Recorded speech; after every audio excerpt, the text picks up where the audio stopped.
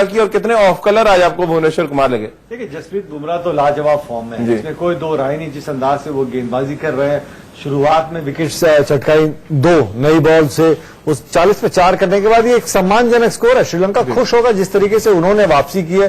Toss जीत के batting करने का फैसला किया था राजीव। 260 एंजेलो मैथ्यूज का बीच में आके मुश्किल स्थिति में साझेदारी करना और 100 बनाना, टीम को सम्मानजनक स्कोर के ऊपर लेके जाना, तो मैं मानता हूं खुश होगी श्रीलंका की टीम। भारतीय दृष्टिकोण से कहीं ना कहीं सवाल ये उठ रहे होंगे कि एक बार फिर से अगर हम सिर्फ 5 ही गेंदबाज के साथ जाएंगे, अगर एक गेंदबाज का खराब दिन होता है तो आपके पास विकल्प नहीं बचता। इसीलिए मैं बार बार कह रहा हूं कि आप जरा अनुमान लगाइए कि 7 नंबर का बल्लेबाज आपको एक मैच में कितनी गेंदें खेल रहा है, बनस्पत की एक छठा गेंदबाज, क्योंकि आप सेमीफाइनल में अगर यही हुआ 40 पे 4 करने के बाद आप एक टीम को 270 बनाने नहीं दे सकते। बिल्कुल, 40 पे 4 के बाद राजकुमार जी 250 का स्कोर पार। एंजेलो मैथ्यूज, जिनको बहुत रास आता है हिंदुस्तान के खिलाफ रन बनाना, आज शतक लगा दिया उन्होंने। बिल्कुल, हमेशा हमने देखा है कि वो इंडिया के खिलाफ बेहतरीन प्रदर्शन करते हैं और आज एक कप्तानी वाली पारी खेली और थिरुमने के साथ जैसे ही उनकी पार्टनरशिप हुई राजीव, वो बहुत समझदारी से और बहुत कैलकुलेटेड बैटिंग की। दोनों ने बहुत अच्छा स्ट्राइक रोटेट किया और कुल मिलाकर मैथ्यूज ने तो बहुत ही शानदार बल्लेबाजी की और एक रिस्पेक्टेबल टोटल हो गया है जहां पे वो भारत को चुनौती दे सकते हैं, क्योंकि 257 के करीब रन बन गए हैं और अभी एक ओवर बाकी है। लेकिन जहां तक भारतीय गेंदबाजी की बात है तो मैं कहूंगा शानदार प्रदर्शन जडेजा का, बुमराह का, और एक अगर भुवी को छोड़ दें जो थोड़ा सा ऑफ कलर दिखे, मुझे लगता है सभी ने अच्छी गेंदबाजी की और एक अच्छा है कि थोड़ा बड़ा स्कोर होगा तो भारतीय बल्लेबाजों को प्रैक्टिस मिल जाएगी और उनकी शायद चेस करते हुए टेस्टिंग भी होगी। लेकिन आप कितने सेटिस्फाइड है जिस तरह का प्रदर्शन अभी तक रहा है 49 ओवर के खेल जो है?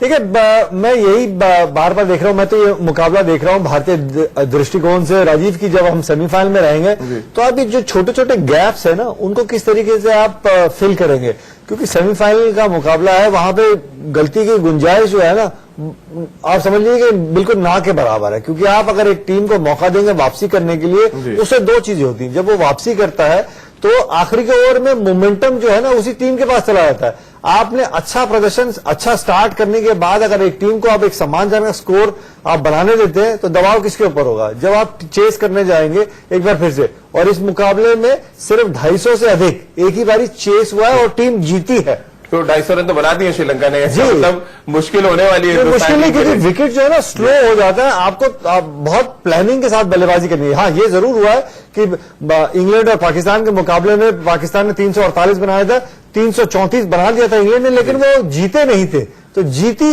सिर्फ एक ही बारी हुआ है जब भारतीय टीम, जब आप अच्छे अंदाज से डिफेंड कर रहे हैं। ये मैं मानता हूं एक अच्छा मुकाबला है और ये एक अच्छी परीक्षा रहेगी सेमीफाइनल से पहले। और राजकुमार जी, फास्ट बॉलर्स पे आगे हम चर्चा करेंगे। स्पिन गेंदबाजी एक नया कॉम्बिनेशन भारतीय टीम ने खिलाया। रविंद्र जडेजा खेले, आज कुलदीप यादव खेले, और ये हम यहाँ पर कुलदीप यादव के अभी तक वर्ल्ड कप के ओवर्स दिखा रहे हैं। 67 ओवर उन्होंने गेंदबाजी की है और 5.02 का उनका इकोनॉमी रेट रहा है और 6 विकेट उन्होंने अब तक हासिल किए हैं। और ये कुछ ऐसे आंकड़े हैं जो कुलदीप यादव जब इस वर्ल्ड कप के शुरू होने के पहले कहानी कुछ और थी, और आज तक के मैच की बात करें राजकुमार जी तो कहानी कुछ और है, क्योंकि आज भी 10 ओवर में 58 रन दिए उन्होंने। बिल्कुल ठीक कहा राजीव आपने। कुलदीप जब से वो आईपीएल में ड्रॉप हुए अपनी टीम से, उसके बाद से अभी तक शायद वो उससे उभर नहीं पाए हैं। और जिस तरह की गेंदबाजी उन्होंने उससे पहले की थी, आईपीएल से पहले चैंपियन की तरह वो गेंदबाजी कर रहे थे, विकेट टेकर बॉलर थे और सब लोग सोच रहे थे कि भारत के लिए मिस्ट्री गेंदबाज होंगे, वर्ल्ड कप में एक मैच विनर होगा। लेकिन अनफॉर्चुनेटली ऐसा हुआ नहीं है। थोड़ा स्ट्रगल कर रहे हैं कुलदीप यादव, क्योंकि इन द एयर काफी स्लो हैं और उनको काफी अच्छे से पढ़ा है अपोजिशन के बल्लेबाजों ने, और वो लोग उनको आगे रश नहीं कर रहे, बैकफुट से खेल रहे हैं जहां पे कि काफी स्लो आता है। तो कहीं ना कहीं सोचने की जरूरत है और टीम मैनेजमेंट काफी पेशोवश में होगी कि उनको आगे सेमीफाइनल में खिलाया जाए या चहल और जडेजा के साथ जाया जाए। बिल्कुल, जडेजा ने आज बहुत इंप्रेसिव स्पेल डाला, लेकिन एक कैच भी छूटा उनकी बॉल पे एंजेलो मैथ्यूज का, जिन्होंने शतक लगाया।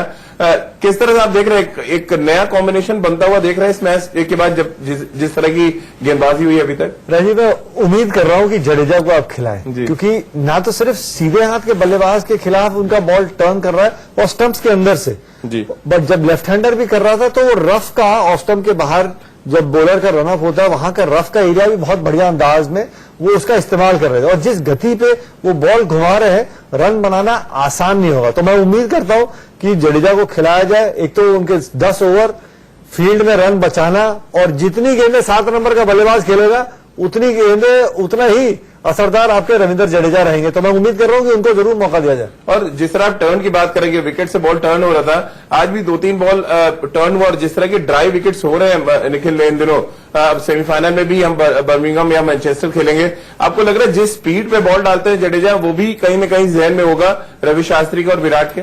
जी हाँ, अगर विकेट पाटा है तो इस गति पे बॉलिंग करना फिर वो बैट्समैन के पक्ष में चला जाता है। लेकिन जहां पे बॉल घूम रहा है, अगर आप बॉल घुमा रहे हैं और स्टंप्स के भीतर से घूम रहा है, और जिस रफ्तार से जडेजा गेंदबाजी करके बॉल को घुमा सकते हैं, तब वो बैट्समैन के लिए एक परेशानी का सबब होगा। और रवि शास्त्री, विराट कोहली तो जरूर ये देख रहे हैं, और साथ में पीछे रविंद्र जडेजा की सफलता का जो रहस्य है ना, वो है महेंद्र सिंह धोनी। पीछे खड़े होकर वो बताते रहते हैं किस गति से बॉलिंग करना है, कौन से बैट्समैन को किस लेंथ पे करना है, और जरूर महेंद्र सिंह धोनी भी विराट कोहली को बोलेंगे इसको खिलाओ। बिल्कुल। और राजकुमार जी, आपको क्या लग रहा है, किसको जवाब उन्होंने ज्यादा दिया है? संजय मांजरेकर को अपनी गेंदबाजी से जवाब दिया उन्होंने, या सिलेक्टर से, या टीम मैनेजमेंट को? नहीं, टीम मैनेजमेंट से तो ज्यादा नहीं खफा होंगे वो, लेकिन हाँ, जो उनके ऊपर टिप्पणी की गई, तो कोई भी खिलाड़ी हर्ट होता है, और मैं तो कहूंगा किसी को भी ये पर्सनल नहीं होना चाहिए किसी के लिए। आप अपने व्यूज रखिए, लेकिन एक पर्टिकुलर प्लेयर के लिए आपको ऐसा नहीं कहना चाहिए जो कि इंडिया के लिए खेल रहा हो और एक शानदार क्रिकेटर हो। तो कहीं ना कहीं उन्होंने उसका जवाब दिया अपनी गेंदबाजी से, जो अच्छी बात है। पहले उन्होंने ट्विटर से भी जवाब दिया, लेकिन अब अपनी गेंदबाजी से उन्होंने जवाब दिया, और अगर बल्लेबाजी आएगी तो वो बल्ले से भी कैपेबल हैं जवाब देने के। लेकिन मुझे लगता है कि एक स्ट्रांग कंटेंडर हो गया राजीव वो सेमीफाइनल खेलने के। देखिए, हम ये नहीं कह रहे कि आप हर चीज, जैसे अंग्रेजी में जो शब्द होता है ना, शुगर कोट कीजिए, लेकिन अगर हम ही लोग अपने जो खिलाड़ी हैं जो विश्व कप खेल रहे हैं, भारतीय टीम के खिलाड़ियों का कॉन्फिडेंस हाई नहीं करेंगे राजीव, तो फिर कौन करेगा? जी। और ये देखना भी चाहिए किस मौके पे आप कौन सी बात कर रहे हैं। और अच्छा मौका ये है रितेंद्र कि आप सही समय पे आए, आपके लिए अच्छा मौका है कि भारतीय गेंदबाजों की थोड़ी तारीफ कर सकते हैं। हालांकि 261 रन अभी हैं, दो गेंदें बाकी हैं अभी भी।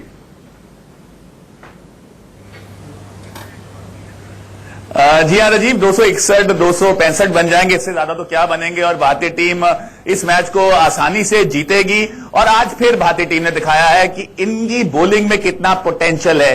ये आर्सेनल वर्ल्ड बीटर है, बॉलिंग की कभी बात नहीं की जाती थी, लेकिन आज हमारे पास ऐसे बॉलर्स हैं जो किसी भी प्रतिद्वंदी को रोक सकते हैं, रन्स पर अंकुश लगा सकते हैं। सटीक यॉर्कर्स भुवनेश्वर ने जरूर आज थोड़ा निराश किया है, वहां पे बहुत कड़ी नजर होगी विराट कोहली की। Mohammed Shami is waiting in the wings for the semifinals, लेकिन जैसे आप सब बात कर रहे हैं, रविंद्र जडेजा ही बिकम्स दैट पिवटल फैक्टर। वो एक कूलिंग इफेक्ट इस टीम को देते हैं।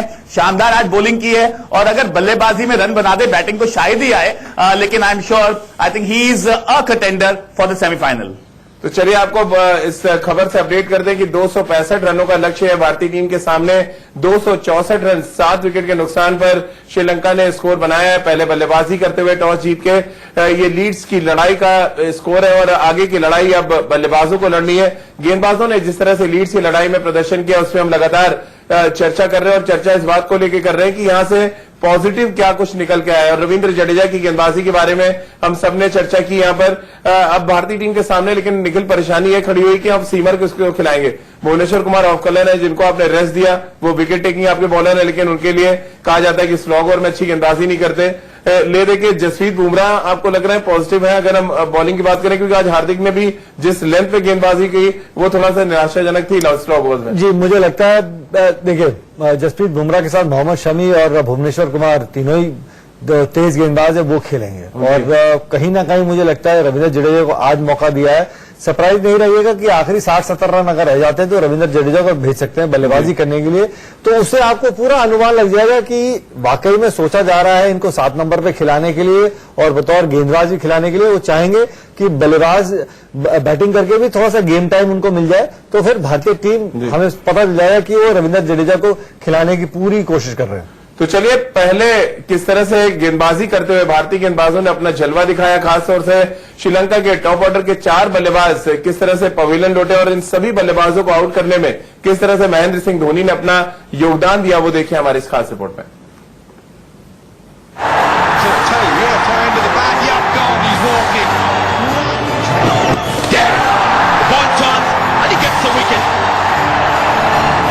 जैसी शुरुआत चाहिए थी वैसी ही हुई। फैंस का चेहरा खिल उठा और मैदान पर टीम का जश्न मना।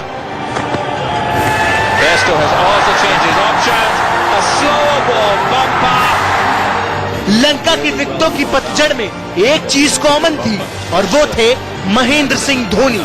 गेंदबाज बुमराह हो या हार्दिक या गेंद जडेजा के हाथों में हो, विकेटों के पीछे सिर्फ धोनी का ही हाथ था। हर कोई जानता है कि विकेटों के पीछे धोनी की रफ्तार मैच कर पाना किसी बल्लेबाज के बस की बात नहीं है। हुआ भी कुछ ऐसा ही। शुरुआती 4 विकेटों में धोनी का नाम शामिल था। एक तरफ माही का जलवा था तो दूसरी तरफ बुमराह की गेंदों ने भी खूब धूम मचाई और श्रीलंका के खिलाफ पहले विकेट के साथ ही बुमराह ने सबसे तेज 100 विकेट हासिल कर लिए और ऐसा करने वाले वो दूसरे भारतीय गेंदबाज भी बन गए। लंका के बल्लेबाज बुमराह की रफ्तार को पढ़ और समझ नहीं पाए।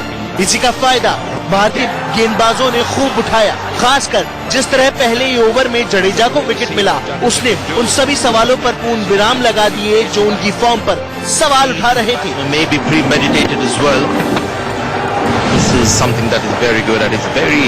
लीड से इंडिया न्यूज के लिए नितिन भारद्वाज की रिपोर्ट।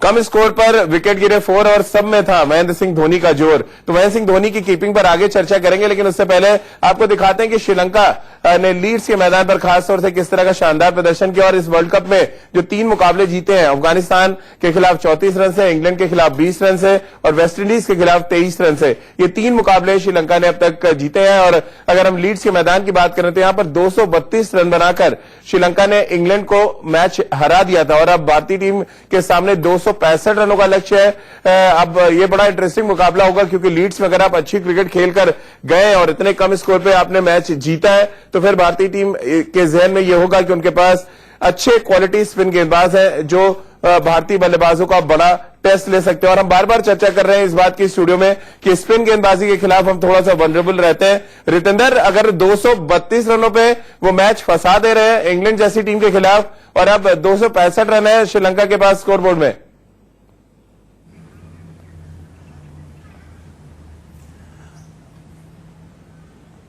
हरजी, मैं सिर्फ यही आपको कहना चाहूंगा, रन्स इनके ज्यादा अच्छे नहीं हैं और जो हम स्पिनर्स की बात कर रहे हैं, जो पोटेंशियल हमारे स्पिनर ने दिखाया है, they are simply world class. और कुलदीप यादव की bowling was stupendous. Ravindra Jadeja ने वापसी की है। तो ऐसी अगर स्पिन गेंदबाजी हम सेमीफाइनल में भी करते हैं, इंग्लैंड हो न्यूजीलैंड हो, I am sure we'll emerge winners. चलिए निखिल, लेकिन मैंने जो सवाल रितेंद्र से किया था वही कंटिन्यू आगे करूंगा। एक, आप पिछला जो मैच जीते इंग्लैंड से वो लीड्स के मैदान पे जीते, कम मतलब लो स्कोरिंग मैच अगर आपने अपने नाम किया, अब आपके पास एक ऐसा स्कोर है जहां पे आप फाइट ज्यादा अच्छे से कर सकते हैं। बहुत थोड़ा ग्रिप भी करता है यहाँ पे और उनके पास नीचे जो स्पिनर है उनको खेला नहीं है भारतीय बल्लेबाजों ने ज्यादा। कॉन्फिडेंस तो हाई होगा जी, इसमें कोई दो राय नहीं और उनके पास खोने के लिए कुछ नहीं जी। और इंग्लैंड टीम के पास मतलब इंग्लैंड जैसी टीम को आपने रोका है, वो सभी इस समय ना ड्रेसिंग रूम में देख रहे होंगे लसित मलिंगा क्या करेंगे। बाबा जी जब दौड़ के आएंगे ना तो उनके हाथ से बॉल कैसे निकलेगा, क्योंकि इंग्लैंड के खिलाफ भी उन्होंने 4 विकेट निकाली थी। हाँ, उनके आपने 10 ओवर यानी कि नया बॉल जब वो डालेंगे, कुछ स्लोअर वन डालेंगे, बॉल उनका थोड़ा मूव करेगा, यॉर्कर भी डालेंगे। आपने अगर उनका शुरू का स्पेल संभाल लिया फिर चिंता का कोई विषय नहीं है।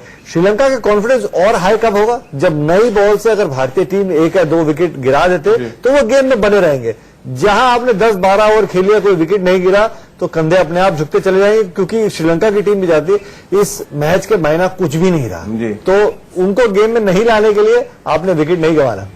जी रितेंद्र, आएंगे आपके पास, लेकिन राजकुमार जी एक सवाल जहन में आता है कि मलिंगा भी मुंबई इंडियंस के लिए खेले हैं, बहुत अच्छे फॉर्म में। मुंबई इंडियंस का कप्तान, हिंदुस्तान का वाइस कप्तान है, वो बहुत अच्छे फॉर्म में, 500 से ज्यादा रन बना चुके हैं। बड़ा इंटरेस्टिंग बैटल ये देखने को मिलेगा। और फिर नीचे अगर आए तो हार्दिक पांड्या, वो भी मुंबई इंडियंस के लिए खेले और मलिंगा के साथ काफी नेट्स पे रहे। बिल्कुल शानदार मुकाबला होगा रोहित का और मलिंगा का। और यहाँ मैं कहना चाहूंगा थोड़ा सा, मुझे मलिंगा डेंजरस ज्यादा डेथ ओवर्स में लगते हैं नई बॉल के मुकाबले। तो रोहित को ज्यादा मुश्किलें नहीं पैदा करेंगे, वो हार्दिक के लिए जरूर मुश्किलें पैदा करेंगे, क्योंकि वहां पे उनका बहुत अच्छा कंट्रोल है, बहुत अच्छे यॉर्कर्स हैं, स्लोअर वन बहुत ही अच्छा डालते हैं। तो अगर भारत शुरू में विकेट नहीं देता तो फिर बहुत आसान हो जाएगा भारत के लिए। गुरुजी हार्दिक के बारी तक तो फंस जाएंगे, और हार्दिक की बारी हार्दिक आजकल नंबर 4 बल्लेबाजी कर रहे हैं। चलिए रितेंद्र, कुछ कहना चाह रहे थे आप? नहीं, मैं तो सिर्फ यही कहता राजीव, मलिंगा की बात हो रही है, लेकिन भारत के खिलाफ उनका रिकॉर्ड इतना खास नहीं है। राजकुमार जी कह रहे हैं कि नए बॉल से इफेक्टिव नहीं होंगे, थोड़ा डेथ बॉलिंग बेहतर करेंगे। मुझे लग रहा है कहीं भी वो बेहतर नहीं करने वाले, और आज ही will be push to cleaners, और उनको शायद बताया जाएगा कि अब आप रिटायरमेंट ले सकते हैं। तो आप रितेंद्र, आप मलिंगा को खेलना चाहेंगे उनके रिटायरमेंट पे, या रिटायरमेंट के बाद मुरलीधरन को?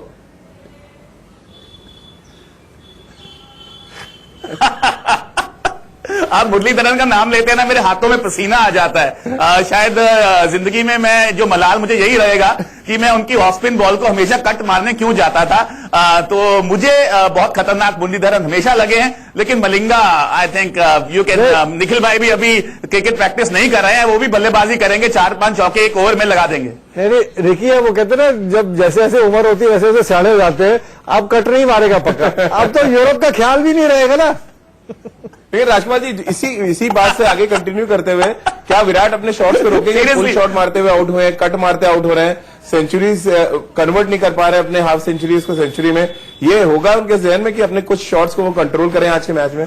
नहीं, इस पर्टिकुलर मैच में तो नहीं राजीव, मुझे लगता है कि जरूरत भी नहीं है, और आपको खुल के खेलना चाहिए, क्योंकि बहुत ज्यादा प्रेशर नहीं है इस पर्टिकुलर मैच का। और अच्छी बात यह है कि मिडल अच्छा कर रहे हैं, आउट जरूर हुए हैं, वो कन्वर्ट जो उनका करने की कैपेबिलिटी है वो अनफॉर्चुनेटली इस टूर्नामेंट में नहीं हो पाया है। लेकिन मुझे लगता है कि इस पर्टिकुलर मैच में तो उन्हें अपने स्ट्रोक्स खेलने चाहिए, क्योंकि बहुत ज्यादा परेशानी नहीं है या बहुत बड़ी जिम्मेदारी नहीं है। चलिए, तो एंजेलो मैथ्यूज की शतक की थोड़ी बात कर लेते हैं। शतक लगाया उन्होंने हिंदुस्तान के खिलाफ, ये तीसरा शतक था एंजेलो मैथ्यूज का। उनके करियर में भी 3 ही शतक लगे, और मजे की बात यह कि इससे पहले के 2 शतक जो उन्होंने लगाए, दोनों में श्रीलंका को हार का सामना करना पड़ा था। तो फिर सवाल पूछो निकल, या जवाब अपने आप मिल जाएगा? ये जो शतक लगा, देखिए अपने आप ही उसमें जवाब मिल रहा है कि जब वो शतक लगाते हैं तो उनकी टीम हार जाती है, तो मुश्किल का सबब है।